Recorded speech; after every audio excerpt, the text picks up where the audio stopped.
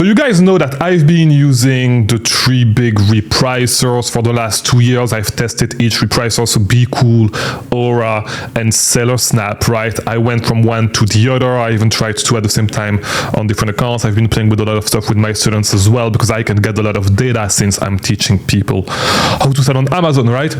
And I want to make this video to talk about what the best repricer actually is right now, right? What I believe is the best repricer available, and what, more importantly, right, what repricers cannot do, what repricers actually do bad, and when I say repricers, commercially available repricer, right? And what are, you know, the things that you can do to fight against those things that they do bad, and how you can actually do them better, right? So first off, okay, let me be straight up with you guys. A big thing happened a couple of months ago with Bqool, where they made everybody's price tank. Okay, so obviously, right, Bqool is not a repressor that I would recommend anymore because of that, and also because of the fact that, you know, I've stopped using them a long time ago, and moving from Bqool to Aura actually like improved my business by a lot, right? The AI repricer from Bqool is not that good, if we're being honest. Maven, that is the AI from Aura, is actually way better, right? Now, the difference in between, because you know that Seller Snap is way more expensive than Aura, right? So you would assume, and Aura is getting more expensive as time goes by, right? But you would assume that Seller Snap is like 100 times bigger. It really isn't. So when the question, like, if the question is Seller Snap better than Aura?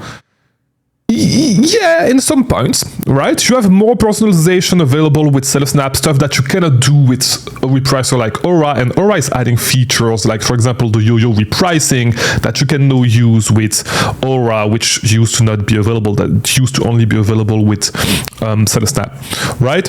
So is Seller Snap better? Yes, Seller Snap is better, but the gap is, you know, is closing. Like, if we're being honest, the gap in between Aura and Seller Snap is closing, but Aura is starting to get plans that are more expensive, so the gap in price is closing as well, right? Don't quote me 100% on this, because I haven't really looked at the price. And if we're being 100% honest, I have 3 plans, because like I'm reviewing them, I'm recommending them to students, so I have 3 accounts to actually test these and actually report to you guys, right?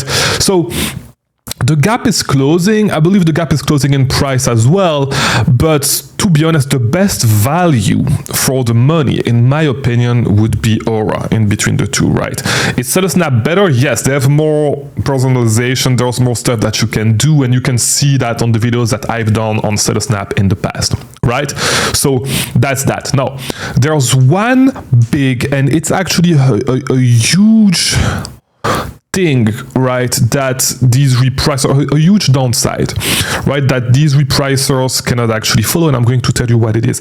If you've watched on my channel, like the last few videos that I released when it comes to actually the buy box, right, and how the buy box work, there's a big lack of information that these repricers don't get, right? These repricers cannot get the information, and that piece of information that these repricers cannot get is how many zip codes do you actually win the buy box? Because if we're being honest, that's on Amazon's fault. Like that's on Amazon's, if they're not able to get that, because the way the repricer works is that they get their data from Amazon SP API, which will only tell you if you're winning the buy box or not, and not really if you're winning the buy box, but if like you are the featured offer, right? Now, the thing is that being the featured offer could simply mean that you win the buy box in one zip code, right? Because there's, I don't know how many zip codes there are in the US, right? There's a lot of them, okay? There's probably thousands of them. And so as long as you win the buy box in one zip code, you will be, Amazon SP API data will tell you that you are the featured offer, right? Which is not really helpful for you, because like, especially if you do FBM, and that's where like it's going to be even worse. To be honest, right, that data point is actually useful if you're on an ASIN, right, and there's not a ton of competition and you have a lot of stock, right? If you have a ton of stock, then it makes sense because your stock will be spread out evenly across the country and you'll get like, you know, you'll get the buy box here and there at a lot of places. But now the issue is that if you send, like, if you send a little bit of stock, or if you just have a little bit of stock available, like you don't have much stock available anymore, right? And your stock is stuck in Albuquerque. I don't know. I don't even know the city. Like, I don't know. I assume it's like somewhere like lost, right? Or let's do even better. Like, let's say that you sell eyes, right? But your stock is in Alaska. Like, nobody needs eyes in Alaska, right? Or like, let's use a better example, sunscreen, right? So people are less likely to buy sunscreen in Alaska than in Florida, right? So if your stock is stuck over there, right, which is all the way across Florida, you may win the buy box in Alaska, but you're not going to get any sales over there, right? And so the main issue is that it's going to report to the Repricer, the SP API, and of course, like, you're never going to get something as bad because like Amazon knows where to put the stock, but that's just a random example, right?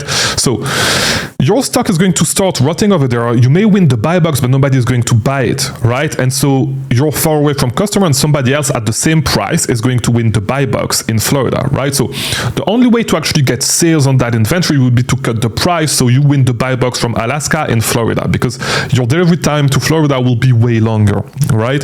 And so the only way in that case to win the buy box is to cut the price by a lot.